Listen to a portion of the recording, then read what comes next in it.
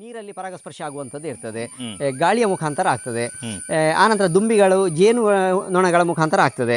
ಈ ರೀತಿಯಲ್ಲಿ ಬೇರೆ ಬೇರೆ ರೀತಿಯಲ್ಲಿ ಪರಾಗಸ್ಪರ್ಶಗಳು ನಡೀತವೆ.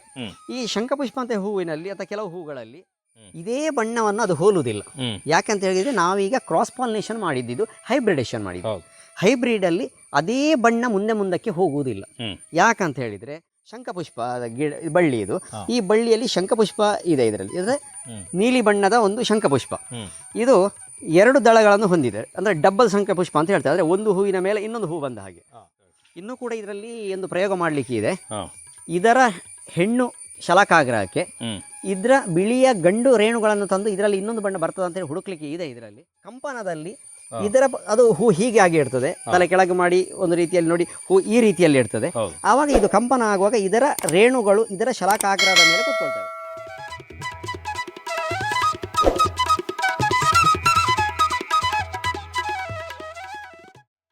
ಸಂಪೂರ್ಣ ಸಹಜ ಕೃಷಿ ಯೂಟ್ಯೂಬ್ ಚಾನಲ್ ಎಲ್ಲ ವೀಕ್ಷಕರಿಗೆ ನಮಸ್ಕಾರ. ನಾನು ಶಿವಪ್ರಸಾದ್ ಮಲೆಬೆಟ್ಟು.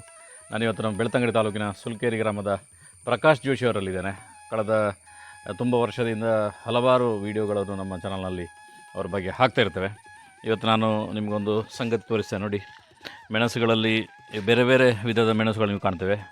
ಕಕ್ಕೆ ಗಾಂಧಾರಿ ಅಂತೇಳಿ ಸಣ್ಣ ಮೆಣಸು ಕಾಣ್ತೇವೆ. ಇದು ದೊಡ್ಡದಾಗಿರುವಂಥ ಮೆಣಸು. ಇದು ಹಳದಿ ಕಲರಲ್ಲಿ ಬರುತ್ತೆ ನೋಡಿ, ಬಿಳಿಯಾಗಿ, ಆಮೇಲೆ ಹಳದಿಯಾಗಿ, ಆಮೇಲೆ ಆರೆಂಜ್ ಆಗಿ, ಆಮೇಲೆ ಕೆಂಪಾಗುತ್ತೆ. ಅಂದರೆ ಒಂದು ಮೆಣಸು ತನ್ನ ಜೀವಿತಾವಧಿಯಲ್ಲಿ ಒಂದು 4 ಕಲರ್ಗಳನ್ನು ಪಡೀತದೆ. ಅದೇ ರೀತಿಯಲ್ಲಿ ಇದು ಕಾಣ್ತಿರುವಂಥದ್ದು ಕೂಡ ಅದರ ಜೊತೆಗೆ ಇಲ್ಲೊಂದು ಮೆಣಸು ಕಾಣ್ಬೋದು, ಪರ್ಪಲ್ ಕಲರಲ್ಲಿ ಇರ್ತದೆ. ಇಲ್ಲಿ ನಾನು ಹೇಳಲಿಕ್ಕೆ ಬಂದಿರುವಂಥದ್ದು ಒಂದು ಈ ರೀತಿಯ ಮೆಣಸಿದೆ, ಇನ್ನೊಂದು ರೀತಿಯ ಮೆಣಸಿದೆ. ಈ ರೀತಿಯ ಬೇರೆ ಬೇರೆ ವೆರೈಟಿಗಳಿರ್ತದೆ. ಈ ಬೇರೆ ಬೇರೆ ವೆರೈಟಿಗಳನ್ನು ಉಪಯೋಗ ಮಾಡಿಕೊಂಡು ಕೃತಕವಾಗಿರುವಂಥ ಪರಾಗಸ್ಪರ್ಶವನ್ನು ಮಾಡಿ ಬೇರೆ ಬೇರೆ ರೀತಿಯ ಹೂಗಳನ್ನು, ಕಾಯಿಗಳನ್ನು, ತರಕಾರಿಗಳನ್ನು ಪಡಿಬೋದಾ ಅನ್ನುವಂಥ ಪ್ರಶ್ನೆ ತುಂಬ ಬಾರಿ ಬರ್ತದೆ. ನಮಗೆ ಸಾಮಾನ್ಯ ಜನರಿಗೆ ಯಾರೂ ಇದರ ಬಗ್ಗೆ ಗೊತ್ತಿರೋದಿಲ್ಲ. ಸೈಂಟಿಸ್ಟ್ಗಳು ಇದನ್ನೆಲ್ಲವನ್ನು ಕೂಡ ಮಾಡ್ತಾರೆ. ಅಂಥದ್ರಲ್ಲಿ ಪ್ರಕಾಶ್ ಜೋಶಿ ಅವರು ಶಂಖಪುಷ್ಪ ಅನ್ನುವಂಥ ಒಂದು ಹೂವನ್ನು ಈ ಪ್ರಯೋಗಕ್ಕೆ ಒಳಪಟ್ಟು ಸುಮಾರು 1 ವರ್ಷದಿಂದ ಅದರ ಹಿಂದೆ ಬಿದ್ದು ಒಂದು ವಿಶೇಷ ವೆರೈಟಿಯನ್ನೇ ಸೃಷ್ಟಿ ಮಾಡಿದ್ದಾರೆ. ಆ ವೆರೈಟಿಯನ್ನು ಹೇಗೆ ಮಾಡಿದರು ಮತ್ತು ಅದರ ಪ್ರೋಸೆಸ್ಗಳು ಹೇಗೆ, ಅದರಲ್ಲಿ ಪರಾಗಸ್ಪರ್ಶಗಳು ಹೇಗೆ ಮಾಡ್ತಾರೆ ಅನ್ನುವಂಥ ಸಂಪೂರ್ಣವಾಗಿರುವಂಥ ಮಾಹಿತಿಯನ್ನು ಈ ಕಂಟೆಂಟಲ್ಲಿ ಕೊಡ್ತೇನೆ. ಈ ವಿಡಿಯೋನ ನಿಮ್ಮೆಲ್ಲ ಸ್ನೇಹಿತರಿಗೆ, ಗ್ರೂಪ್ಗಳಿಗೆಲ್ಲ ಕಡೆ ಶೇರ್ ಮಾಡಿ. ಬನ್ನಿ, ಪ್ರಕಾಶ್ ಜೋಶಿ ಅವರ ಜೊತೆ ಮಾತುಕತೆ ಮಾಡ್ತಾ ಈ ಸಬ್ಜೆಕ್ಟ್ನ ಸಂಪೂರ್ಣವಾಗಿರುವಂಥ ಮಾಹಿತಿಯನ್ನು ಪಡೆಯೋಣ. ಪ್ರಕಾಶ್ ಜೋಶಿ ಅವರೇ ನಮಸ್ಕಾರ. ನಮಸ್ತೆ. ಸಾಧಾರಣ ಸಂಶೋಧನೆ, ಪ್ರಯೋಗ ಅಂತ ಹೇಳುವಂಥದ್ದು ವಿಜ್ಞಾನಿಗಳು, ಕೃಷಿ ವಿಜ್ಞಾನ ಕೇಂದ್ರಗಳು ಮಾತ್ರ ಮಾಡುವಂಥದ್ದು. ಅಂಥದ್ರಲ್ಲಿ ನೀವು ಜ್ಯೋತಿಷ್ಯದ ಜೊತೆಗೆ ಈ ರೀತಿ ಕೃಷಿ ಪ್ರಯೋಗಗಳನ್ನು ಮಾಡ್ತಿದ್ದೀರಿ. ಇದೀಗ ಈ ರೀತಿಯ ಒಂದು ಹೊಸ ಬಿರುಡುಗಳನ್ನು ಸೃಷ್ಟಿ ಮಾಡ್ಬೋದು ಅನ್ನುವಂಥ ಯೋಚನೆ ನಿಮಗೆ ಹೇಗೆ ಬಂತು? ಇದು ಸಾಧಾರಣವಾಗಿ ಎಲ್ಲರಿಗೂ ಒಂದು ಬರುವಂಥದ್ದೇ. ನನಗೆ ಸ್ವಲ್ಪ ಬೇಗ ತಲೆಗೆ ಬಂತು ಅಷ್ಟೇ. ಯಾಕಂತ ಹೇಳಿದರೆ ನಮ್ಮ ಒಂದು ಕೃಷಿ ಚಟುವಟಿಕೆಗಳಲ್ಲಿ, ಅಂದರೆ ಯಾವುದೇ ಒಂದು ಗಿಡ, ಯಾವುದೇ ಒಂದು ತರಕಾರಿ ಗಿಡ ಇರ್ಬೋದು, ಹೂವಿನ ಗಿಡ ಇರ್ಬೋದು, ಅದರಲ್ಲಿ ನಾವು ಬೇರೆ ಬೇರೆ ಬಣ್ಣಗಳನ್ನು ಕಾಣ್ತೇವೆ. ಇದು ಹೇಗೆ ಬಂತು, ಯಾಕೆ ಬಂತು, ಇದರ ಬಗ್ಗೆ ನಾವು ಅಧ್ಯಯನ ಮಾಡಿಕೊಂಡು ಅದರ ಹಿಂದೆ ಹೋಗುವಾಗ ನಮಗೆ ಪರಾಗಸ್ಪರ್ಶದ ಬಗ್ಗೆ ಸ್ವಲ್ಪ ಮಾಹಿತಿ ಸಿಕ್ಕಿತು. ಪರಾಗಸ್ಪರ್ಶ ಅಂದರೆ ಸ್ವಕೀಯ ಪರಾಗಸ್ಪರ್ಶ ಇರ್ಬೋದು, ಪರಕೀಯ ಪರಾಗಸ್ಪರ್ಶ ಇರ್ಬೋದು, ಕೈಯಿಂದ ಮಾಡೋದು ಸೆಲ್ಫ್ ಪಾಲಿನೇಷನ್ ಇರ್ಬೋದು. ಇದರ ಮಾಹಿತಿ ಎಲ್ಲ ಮಾಡ್ಕೊಂಡು ಹೋದಾಗ ನಮಗೆ ಈ ಬಣ್ಣಗಳು ಹೇಗೆ ಮಾಡುವಂಥದ್ದು, ತಳಿಗಳನ್ನು ಅಭಿವೃದ್ಧಿಪಡಿಸುವುದು ಹೇಗೆ ಅಂತ ಹೇಳುವ ಮಾಹಿತಿಗಳು ನನಗೆ ಅಲ್ಲಲ್ಲಿ ಸಿಗ್ತಾ ಹೋಯಿತು. ಆದ ಕಾರಣ ಅದರ ಹಿಂದೆ ನಾನು ಸ್ವಲ್ಪ ಅದನ್ನು ಫಾಲೋ ಮಾಡ್ತಾ ಹೋದೆ ಅದನ್ನು. ಆದ ಕಾರಣ ಈಗ ನಾನು ಒಂದು ಶಂಖಪುಷ್ಪದ ಒಂದು ತಳಿಯನ್ನು ನಾನು ಅಧ್ಯಯನ ಮಾಡ್ತಾ ಇದ್ದೇನೆ ಸದ್ಯಕ್ಕೆ. ಅದರ ಬಗ್ಗೆ ಈಗ ಹಿಂದೆ ಹೋಗಿ ಅದರ ಬಗ್ಗೆ ನಾನು ಅಧ್ಯಯನ ಹೆಚ್ಚು ಮಾಡ್ತಾ ಇದ್ದೇನೆ. ಇದು ನೋಡಿ, ಒಂದು ಶಂಖಪುಷ್ಪ ಗಿಡ ಬಳ್ಳಿ ಇದು. ಈ ಬಳ್ಳಿಯಲ್ಲಿ ಶಂಖಪುಷ್ಪ ಇದೆ. ಇದರಲ್ಲಿ ಅಂದರೆ ನೀಲಿ ಬಣ್ಣದ ಒಂದು ಶಂಖಪುಷ್ಪ. ಇದು 2 ದಳಗಳನ್ನು ಹೊಂದಿದೆ, ಅಂದರೆ ಡಬ್ಬಲ್ ಶಂಖಪುಷ್ಪ ಅಂತ ಹೇಳ್ತಾರೆ. ಅಂದರೆ ಒಂದು ಹೂವಿನ ಮೇಲೆ ಇನ್ನೊಂದು ಹೂ ಬಂದ ಹಾಗೆ. ಇದು ಯಾವಾಗಲೂ ಡಬ್ಬಲ್ ದಳ ಇದು. ಆದ ಕಾರಣ ಇದು ನೀಲಿ ಬಣ್ಣದಲ್ಲಿ ಡಬ್ಬಲಲ್ಲಿ ಇದೆ. ಈ ಹೂವಿನ ಅಂತೆಯೇ ಇನ್ನೊಂದು ಇರುವಂಥದ್ದು, ಅಂದರೆ ಬಿಳಿಯ ಶಂಖಪುಷ್ಪ ಗಿಡ ಇದೆ. ಅದನ್ನು ಇಲ್ಲಿ ತೋರಿಸ್ತೇನೆ ನೋಡಿ. ಇಲ್ಲಿ ನೋಡಿ, ಇದು ಬಿಳಿಯ ಶಂಖಪುಷ್ಪ. ಈ ಬಿಳಿಯ ಶಂಖಪುಷ್ಪ ಇದು ಸಿಂಗಲ್ ದಳದ್ದು ನೋಡಿ. ಈ ಬಳ್ಳಿ ಇದು ಸಿಂಗಲ್, ಇದು ಯಾವಾಗಲೂ ಇದೇ ರೀತಿ ಆಗ್ತಾ ಹೋಗ್ತದೆ ಈ ಗಿಡದಲ್ಲಿ. ಯಾಕೆ ಕೇಳಿದರೆ ಇದು ಸ್ವಕೀಯ ಪರಾಗಸ್ಪರ್ಶಕ್ಕೆ ಅವಲಂಬನೆ ಆಗಿದೆ. ಇದು ಕೂಡ ಸ್ವಕೀಯ ಪರಾಗಸ್ಪರ್ಶದಲ್ಲೇ ಇದೆ.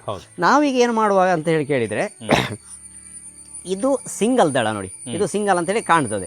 ಇದರಲ್ಲಿ ನೋಡಿ 2 ದಳಗಳನ್ನು ನಾವು ಇಲ್ಲಿ ಕಾಣಬಹುದು. ಆಗ ನಾವು ಇದನ್ನು ಈಗ ಕ್ರಾಸ್ ಪಾಲಿನೇಷನ್ ಅಂತೇಳಿ ಮಾಡಬೇಕಾಗ್ತದೆ. ಹೆಚ್ಚಾಗಿ ಸ್ವಕೀಯ ಪರಾಗಸ್ಪರ್ಶ ಮಾಡುವಾಗ ಇದು ಇದರಂತೆಯೇ ಮುಂದಕ್ಕೆ ಇದು ಬೀಜ ತನ್ನಲ್ಲಿ ಬೆಳೆಸ್ಕೊಂಡು ಇದೇ ರೀತಿಯ ಬಣ್ಣಗಳನ್ನು ಹೋಲ್ತಾ ಹೋಗ್ತದೆ. ಈ ನೀಲಿ ಬಣ್ಣವು ಹಾಗೆ ಮುಂದಿನ ಅದು ಪೀಳಿಗೆ ಕಂಟಿನ್ಯೂ ಮಾಡಲಿಕ್ಕೆ ಸಲುವಾಗಿ ಆ ಪೀಳಿಗೆಯನ್ನು ಅಭಿವೃದ್ಧಿಪಡಿಸಲಿಕ್ಕೆ ಇದೇ ರೀತಿಯಲ್ಲಿ ಸ್ವಕೀಯ ಪರಾಗಸ್ಪರ್ಶಕ್ಕೆ ಅದು ಒಳಗಪಟ್ಟಿರುತ್ತೆ. ಉದಾಹರಣೆಗೆ ನೀರಲ್ಲಿ ಪರಾಗಸ್ಪರ್ಶ ಆಗುವಂಥದ್ದು ಇರ್ತದೆ, ಗಾಳಿಯ ಮುಖಾಂತರ ಆಗ್ತದೆ, ಆನಂತರ ದುಂಬಿಗಳು ಜೇನು ನೊಣಗಳ ಮುಖಾಂತರ ಆಗ್ತದೆ. ಈ ರೀತಿಯಲ್ಲಿ ಬೇರೆ ಬೇರೆ ರೀತಿಯಲ್ಲಿ ಪರಾಗಸ್ಪರ್ಶಗಳು ನಡೀತವೆ. ಈ ಶಂಖಪುಷ್ಪ ಅಂತ ಹೂವಿನಲ್ಲಿ ಅಥವಾ ಕೆಲವು ಹೂಗಳಲ್ಲಿ ಕಂಪನದಲ್ಲಿಯೂ ಒಂದು ರೀತಿಯಲ್ಲಿ ಪರಾಗಸ್ಪರ್ಶ ಕ್ರಿಯೆ ನಡೀತದೆ, ಅಂದರೆ ಸ್ವಕೀಯ ಪರಾಗಸ್ಪರ್ಶ ಕ್ರಿಯೆ ನಡೀತದೆ. ಇದು ಕಂಪನ ಆದ ತಕ್ಷಣ ಗಾಳಿಗೂ ಆಗ್ತದೆ. ನಾವು ಒಂದು ಗಿಡವನ್ನು ಅಲುಗಾಡಿಸಿದ್ರೂ ಇದರಲ್ಲಿ ಕಂಪನದಿಂದಾಗಿ ಪರಾಗಸ್ಪರ್ಶ ಆಗ್ತದೆ. ಇಲ್ಲಿ ನಾನು ಏನು ಮಾಡಿದ್ದೇನೆ ಕೇಳಿದರೆ, ಈ ಪರಾಗಸ್ಪರ್ಶ ನಾನು ಕೃತಕವಾಗಿ ಅಂದರೆ ನನ್ನ ಕೈಯಿಂದ ಸೆಲ್ಫ್ ಪಾಲಿನೇಷನ್ ಮಾಡುವಾಗ ಕ್ರಾಸ್ ಪಾಲಿನೇಷನ್ ಮಾಡಿದ್ದೇನೆ. ಪರಕೀಯ ಪರಾಗಸ್ಪರ್ಶ ಅಂತ ಹೇಳಿದ್ರೆ ಬೇರೆ ಬಣ್ಣದ ಹೂವಿನ ಇದು ಯಾವುದು ರೇಣುಗಳನ್ನು ಇನ್ನೊಂದು ಹೂವಿನ ಪರಾಗ ರೇಣುಗಳನ್ನು ತಂದು ಇದರ ಶಲಾಕಾಗ್ರಕ್ಕೆ ನಾವು ಮುಟ್ಟಿಸುವಾಗ ಆಗ ಪರಾಗಸ್ಪರ್ಶ ಕ್ರಿಯೆ ನಡೀತದೆ. ಅದಕ್ಕೆ ಪರಾಗಸ್ಪರ್ಶ ಕ್ರಿಯೆ ಅಂತ ಹೇಳ್ತೇವೆ. ನೋಡಿ, ಇದರಲ್ಲಿ ನಾನು ಈಗ ದಳವನ್ನು ಓಪನ್ ಮಾಡಿ ತೋರಿಸ್ತೇನೆ. ಇದರಲ್ಲಿ ನೋಡಿ, ಇದು ಬಿಳಿದು ಶಂಖಪುಷ್ಪ ಗಿಡ ಇತ್ತು ನನ್ನಲ್ಲಿ ಬಳ್ಳಿ. ಅದನ್ನು ನಾನು ಏನು ಮಾಡಿದ್ದೇನೆ ಕೇಳಿದರೆ, ಇದನ್ನು ನಾವು ಹಿಂದಿನ ದಿವಸ ಇದು ಈ ರೀತಿಯಲ್ಲಿ ಮೊಗ್ಗಿನ ರೀತಿಯಲ್ಲಿ ಇರ್ತದೆ. ಮೊಗ್ಗಿನ ರೀತಿಯಲ್ಲಿ ಇರುವಾಗಲೇ ನಾವು ಇದನ್ನು ಸ್ವಲ್ಪ ನಿಧಾನದಲ್ಲಿ ಈ ದಳಗಳನ್ನು ನಾವು ತೆಗಿಬೇಕು. ಹೀಗೆ ಈ ದಳಗಳನ್ನು ಯಾಕೆ ತೆಗಿಬೇಕು ಕೇಳಿದರೆ, ನಮಗೆ ಅಲ್ಲಿ ಇದರ ಶಲಾಖೆ ಕಾಣಬೇಕು. ಅಂದರೆ ಏನು ನಾವು ಹೆಣ್ಣು ಅಂತ ಹೇಳ್ತೇವೆ ಅದು ನಮಗೆ ಮೊದಲು ಪರಿಚಯ ಆಗಬೇಕು ಅದರಲ್ಲಿ. ನೋಡಿ, ಇದರಲ್ಲಿ ಗಂಡು ಮತ್ತು ಹೆಣ್ಣು ಶಲಾಖೆ ಮತ್ತು ಪರಾಗ ರೇಣುಗಳು ಒಂದರಲ್ಲೇ ಉಂಟು. ಶಲಾಖೆ ಅಂತ ಹೇಳಿದರೆ ಹೆಣ್ಣು, ಪರಾಗ ರೇಣು ಅಂತ ಹೇಳಿದರೆ ಗಂಡು. ನೋಡಿ, ಇದರಿಂದ ಗಂಡುಗಳನ್ನು ನಾನು ವಿಭಜಿಸ್ತೇನೆ. ನೋಡಿ, ಇದರಿಂದ ನೋಡಿ, ಇದು ಪರಾಗ ರೇಣುಗಳು ಅಂತ ಹೇಳಿದರೆ ಇದು ಗಂಡು ಅಂತೇಳಿ ಅರ್ಥ. ಇದು ನಾವು ಕಂಪನದಲ್ಲಿ ಇದರ ಅದು ಹೂ ಹೀಗೆ ಆಗಿ ಇರ್ತದೆ, ತಲೆ ಕೆಳಗೆ ಮಾಡಿ ಒಂದು ರೀತಿಯಲ್ಲಿ ನೋಡಿ ಹೂ ಈ ರೀತಿಯಲ್ಲಿ ಇರ್ತದೆ. ಆವಾಗ ಇದು ಕಂಪನ ಆಗುವಾಗ ಇದರ ರೇಣುಗಳು ಇದರ ಶಲಾಕಾಗ್ರದ ಮೇಲೆ ಕೂತ್ಕೊಳ್ತವೆ. ಆಗ ಸ್ವಕೀಯ ಪರಾಗಸ್ಪರ್ಶ ಕ್ರಿಯೆ ನಡೀತದೆ. ನಾವು ಅದನ್ನು ಹಿಂದಿನ ದಿವಸ ಒಂದು 4 ರಿಂದ 6 ಗಂಟೆ ಹೊತ್ತಿಗೆ, ಅಂದರೆ ಮಧ್ಯಾಹ್ನ ನಂತರ, ಅಂದರೆ ನಾಳೆ ಅರಳುವ ಹೂವನ್ನು ನಾವು ಇವತ್ತೇ 4 ಗಂಟೆಯ ಟೈಮಿಗೆ 4 ರಿಂದ 6 ಗಂಟೆ ಒಳಗೆ ಆಗಬೇಕು, ಮತ್ತೆ ಆಗುವುದಿಲ್ಲ. ನೋಡಿ, ಈ ರೀತಿಯಲ್ಲಿ ಅದರ ಗಂಡು ರೇಣುಗಳನ್ನು ನಾವು ಮೊದಲು ಇಲ್ಲಿಂದ ರಿಮೂವ್ ಮಾಡಬೇಕು. ಆವಾಗ ಇಲ್ಲಿ ಶಲಾಖೆ ಮಾತ್ರ ಉಳ್ಕೊಂಡಿದ್ದು, ಈ ಕಡ್ಡಿ ಮಾತ್ರ ಉಳ್ಕೊಂಡಿದ್ದು. ಈ ಕಡ್ಡಿಗೆ ಡ್ಯಾಮೇಜ್ ಆಗಬಾರ್ದು, ಜಾಗ್ರತೆಯಲ್ಲಿ ಮಾಡಬೇಕು. ಈ ಶಲಾಖೆ ಅಗ್ರಕ್ಕೆ ಇದನ್ನೇನು ಮಾಡಬೇಕು ಹೇಳಿದರೆ, ನೀಲಿಯ ಶಂಖಪುಷ್ಪವನ್ನು, ಈಗ ಉದಾಹರಣೆಗೆ ಈ ನೀಲಿ ಶಂಖಪುಷ್ಪ ಇದೆ ನೋಡಿ, ಇದರಲ್ಲಿಯೂ ಅದೇ ರೀತಿ ಇದೆ. ನೋಡಿ, ಇದರಲ್ಲಿ ನೋಡಿ ಶಲಾಖೆ ಇದೆ, ಪರಾಗ ರೇಣುಗಳಿವೆ, ಇದರಲ್ಲಿ ಇದೇ ಬಣ್ಣದ ಹುಡ್ಕೊಳ್ತದಲ್ಲ. ಅದಕ್ಕಾಗಿ ನಾವು ಇಲ್ಲಿ ಏನು ಮಾಡಬೇಕು ಹೇಳಿದರೆ, ಇಲ್ಲಿ ಶಲಾಕ ಅಗ್ರವನ್ನೇ ತೆಗಿಬೇಕು ನಾವು. ಇದು ಬೇಡ ಇಲ್ಲಿ, ಯಾಕಂದರೆ ಇಲ್ಲಿ ಹುಡುಗ, ಇದು ಹುಡುಗಿ ಅಂತೇಳಿ ತಿಳ್ಕೊಂಡ್ರೆ, ನಾವು ಒಂದು ಗಂಡು ಒಂದು ಹೆಣ್ಣು ಅಂತ ತಿಳ್ಕೊಂಡ್ರೆ, ಈ ಬಣ್ಣದ ಗಂಡು ರೇಣುಗಳನ್ನು ತಂದು ಇಲ್ಲಿಗೆ ನೋಡಿ ಈ ರೀತಿಯಲ್ಲಿ ಪಾಲಿನೇಷನ್, ಈ ರೀತಿಯಲ್ಲಿ ಕೃತಕ ಪಾಲಿನೇಷನ್ ನಾವು ಮಾಡುವಂಥದ್ದು. ಇದಕ್ಕೆ ಕ್ರಾಸ್ ಪಾಲಿನೇಷನ್ ಅಂತ ಹೇಳ್ತೇವೆ ನಾವು. ಇದು ಮೊದಲು ಪಾಠದಲ್ಲಿ ನಾವು ಕೇಳಿರ್ಬೋದು, ಕೆಲವರು ಇದನ್ನು ಅನುಸರಿಸ್ತಾ ಇರಬಹುದು. ಈ ರೀತಿಯಲ್ಲಿ ನೋಡಿ ಪರಾಗಸ್ಪರ್ಶವನ್ನು ಹೀಗೆ ಮಾಡಿಬಿಟ್ರೆ ಈ ಒಂದು ಹೂವನ್ನು ಬೇಕಾದರೆ 3-4 ಹೂಗಳಿಗೂ ಪರಾಗಸ್ಪರ್ಶ ಮಾಡ್ಬೋದು. ಯಾಕಂತ ಹೇಳಿದ್ರೆ ಇದರಲ್ಲಿ ಪರಾಗ ರೇಣುಗಳು ತುಂಬ ಇದ್ದಾವೆ. ಶಲಾಖೆ ಅಂತ ಹೇಳುವಂಥದ್ದು ಒಂದು ಹೂವಲ್ಲಿ ಒಂದೇ ಇರುವಂಥದ್ದು. ಈ ರೀತಿಯಲ್ಲಿ ನಾವು ಪರಾಗಸ್ಪರ್ಶ ಮಾಡಿ ನಾವು ಈ ಹೂವನ್ನು ಬಿಸಾಡ್ಬೋದು. ಇದು ಅಗತ್ಯತೆ ಇಲ್ಲ ನಮಗೆ. ಈ ಹೂವನ್ನು ಏನು ಮಾಡಬೇಕು ಹೇಳಿದರೆ, ಈ ಬಿಳಿ ಬಣ್ಣದ ಹೂವನ್ನು ನಾವು ಇದಕ್ಕೆ ಫುಲ್ ಒಂದು ಕವರ್ ಮಾಡಬೇಕು. ಆನಂತರ ಯಾಕೆಂತ ಹೇಳಿದರೆ, ಇಲ್ಲಿ ಹತ್ತಿರದಲ್ಲಿ ಒಮ್ಮೊಮ್ಮೆ ಬೇರೆ ಜಾತಿಯ ಹೂಗಳಿದ್ರೆ, ಅಂದರೆ ಇದಕ್ಕೆ ಸಂಬಂಧಪಟ್ಟ ಹೂಗಳು ಬೇರೆ ಬಣ್ಣದಲ್ಲಿದ್ದರೆ ಅದಕ್ಕೆ ಹೋದ ದುಂಬಿಗಳು ಪರಾಗ ರೇಣುಗಳನ್ನು ಇದರ ಮೇಲೆ ಹೊತ್ತುಕೊಂಡು ಬರುವ ಸಾಧ್ಯತೆ ಇರ್ತದೆ ಕೂಡಲೇ ಸ್ವಲ್ಪ ಹೊತ್ತಿನ ಒಳಗೆ. ಮತ್ತೆ ಆದರೆ ಅದು ತಗೊಳ್ಳೋದಿಲ್ಲ, ಆದರೆ ಅಂಥ ಸಾಧ್ಯತೆಗಳು ಇರ್ತವೆ. ಅದಕ್ಕಾಗಿ ನಾವು ಇದಕ್ಕೊಂದು ಕವರ್ ಮಾಡಬೇಕಾಗ್ತದೆ. ಫುಲ್ಲು ಕವರ್ ಮಾಡಿ ಇದು ಕಾಣದಂತೆ ನಾವು ಮಾಡಬೇಕು. ಮರು ದಿವಸ ಬೇಕಾದರೆ ಅದನ್ನು ರಿಮೂವ್ ಮಾಡ್ಬೋದು. ಆ ನಂತರ ಇದು ಬೆಳ್ಕೊಂಡು ಇದರಲ್ಲಿ ಈ ಕೋಡುಗಳು ಉಂಟಾಗ್ತವೆ, ಸಣ್ಣ ಸಣ್ಣ ಕೋಡುಗಳು, ಅಂದರೆ ಬೀಜವನ್ನು ಹಿಡ್ಕೊಂಡು ಬಂದಂಥ ಕೋಡುಗಳು ರೆಡಿ ಆಗ್ತವೆ. ಬೀನ್ಸ್ ಟೈಪಲ್ಲಿ ಬರ್ತವೆ. ಅದರಲ್ಲಿ ಹುಟ್ಟಿದಂಥ, ಅಂದರೆ ಅದು ಬೀಜ ಬಲತು, ಆ ಬೀಜಗಳನ್ನು ನಾವು ಒಂದು ಕಡೆ ಹಾಕುವಾಗ ಅದರಲ್ಲಿ ಬಣ್ಣ ಬೇರೆ ಬರ್ತದೆ. ಈಗ ನಾವು ಅದನ್ನು ಬಣ್ಣ ಬೇರೆ ಬಂದಂತಹ ಒಂದು ಹೂವನ್ನು ಕೂಡ ನಿಮಗೆ ಪರಿಚಯ ಮಾಡಿಸ್ತೇನೆ. ಇದನ್ನು ನಿಮಗೆ ಮನೆಯಲ್ಲಿ ಎಲ್ಲರಿಗೂ ಮಾಡಬಹುದು. ಈಗ ನೋಡಿ, ನಾನು ಸ್ವಲ್ಪ ಈ ಗಿಡಕ್ಕೆ ಬಳ್ಳಿಯನ್ನು ಬಿಟ್ಟಿದ್ದೇನೆ. ಇದೊಂದು 6 ತಿಂಗಳಿಂದ ನಾನು ಟ್ರೈ ಮಾಡ್ತಾ ಇದ್ದೇನೆ ಇದರ ಹಿಂದೆ ಬಿದ್ದು. ನೋಡಿ, ಇಲ್ಲಿ ನೋಡಿ, ಈ ರೀತಿಯಾದ ಒಂದು ಹೂ ಇಲ್ಲಿ ಲಭ್ಯತೆ ಬರ್ತದೆ. ಇಲ್ಲಿ ನೋಡಿ, ಇಲ್ಲಿ ಗಂಡು ಹೂ ನೀಲಿ ಇತ್ತು, ಹೆಣ್ಣು ಹೂ ಮಾತ್ರ ಬಿಳಿ ಇತ್ತು.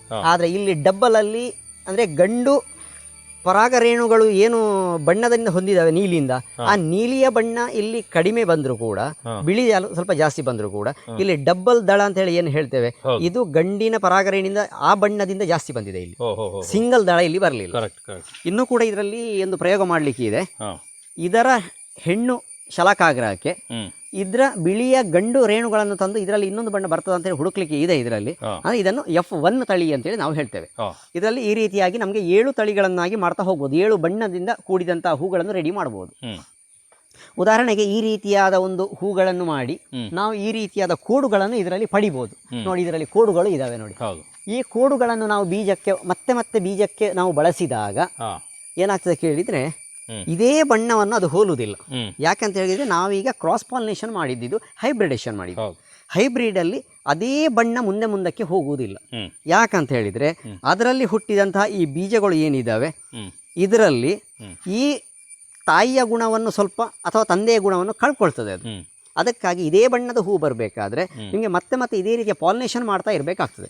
ಅಥವಾ ಈ ಬಳ್ಳಿಯನ್ನು ನಾವು ಈಗ ಬಳ್ಳಿಯನ್ನು ನೋಡ್ಬೋದು. ಇದನ್ನು ಈ ಬಳ್ಳಿಯನ್ನು ಈ ಥರ ಮಳೆಗಾಲದಲ್ಲಿ ಸ್ವಲ್ಪ ಇದನ್ನು ಕಟ್ ಮಾಡಿ ನೋಡಿ, ಇಲ್ಲಿ ತೋರಿಸ್ತೇನೆ. ಈ ರೀತಿಯಲ್ಲಿ ಕಟ್ ಮಾಡಿ ಎಷ್ಟೋ ಕಡೆ ಕೂಡ ಯಾರಿಗೂ ಇದನ್ನು ಕೊಡ್ಬೋದು, ಎಷ್ಟು ನಡ್ಬೋದು. ಇದನ್ನು ಮಾತ್ರ ನಟ್ಟಲ್ಲಿ ನಿಮಗೆ ಇಂಥದ್ದೇ ಹೂಗಳನ್ನು ಪಡ್ಕೊಳ್ಬೋದು. ಇಲ್ಲದಿದ್ದರೆ ಇದರಿಂದ ಹುಟ್ಟುವಂತಹ ಬೀಜದಲ್ಲಿ ಇದೇ ಬಣ್ಣ 100ಕ್ಕೆ 100 ಈ ಬಣ್ಣವನ್ನು ಹೊಂದಲಿಕ್ಕೆ ಆಗುವುದಿಲ್ಲ. ಹೌದು.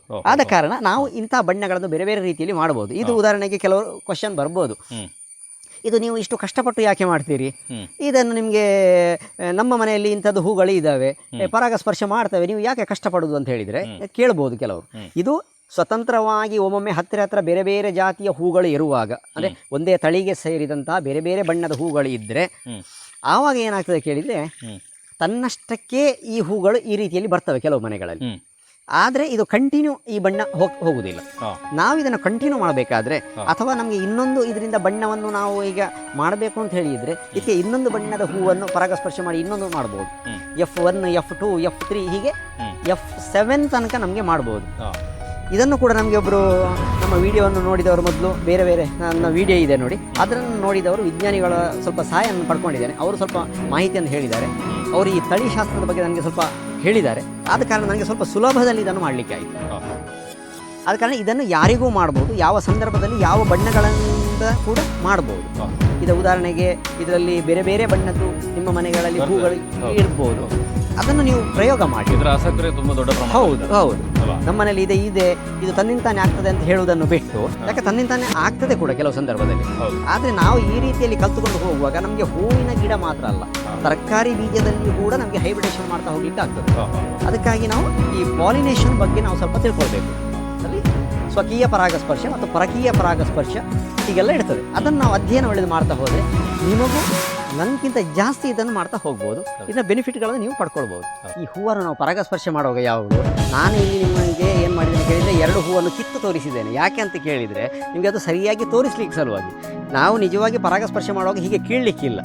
ಒಂದು ಗಂಡು ಹೂವನ್ನು ಮಾತ್ರ ಕಿತ್ತುಕೊಂಡು ಬರ್ಬೋದು. ಒಂದು ಹೆಣ್ಣು ಹೂ ಎಲ್ಲಿ ಇರ್ತದ ಅಲ್ಲಿ ಬಳ್ಳಿಯಲ್ಲೇ ಇದು ಹೂ ಇರಬೇಕು, ಅಲ್ಲಿಗೆ ನಾವು ಪರಾಗಸ್ಪರ್ಶ ಮಾಡಬೇಕು. ಯಾಕೆ ಕೇಳಿದರೆ ಇದರಲ್ಲಿ ಮುಂದಕ್ಕೆ ಬೀನ್ಸ್ಗಳಾಗಿ ನಮಗೆ ಬೀಜ ಬೇಕಾಗ್ತದೆ. ಹೀಗೆ ಕಿತ್ತರೆ ಆಗುವುದಿಲ್ಲ. ಅದಕ್ಕಾಗಿ ನೀವು ಹೀಗೆ ಕಿತ್ತು ಮಾಡಬೇಡಿ, ಗಿಡದಲ್ಲೇ ಇಟ್ಟು ಮಾಡಿ. ಇದು ನಿಮಗೆ ಒಳ್ಳೆಯ ರಿಸಲ್ಟನ್ನು ಕೊಡ್ತದೆ. ಹಾಗೆಯೇ ಮುಂದೆ ನಿಮಗೆ ಒಳ್ಳೊಳ್ಳೆಯ ಕಂಟೆಂಟ್ಗಳು, ಒಳ್ಳೊಳ್ಳೆಯ ವಿಚಾರಗಳನ್ನು ಈ ಚಾನಲಲ್ಲಿ ವಿಷಯಗಳು ಬರ್ತವೆ. ನೀವು ಅದಕ್ಕೆ ಹೆಚ್ಚೆಚ್ಚು ಸಬ್ಸ್ಕ್ರೈಬ್ ಆಗಿ, ಹಾಗೆಯೇ ನಮಗೆ ಸ್ವಲ್ಪ ಪ್ರೋತ್ಸಾಹ ಕೊಡಿ. ಧನ್ಯವಾದಗಳು.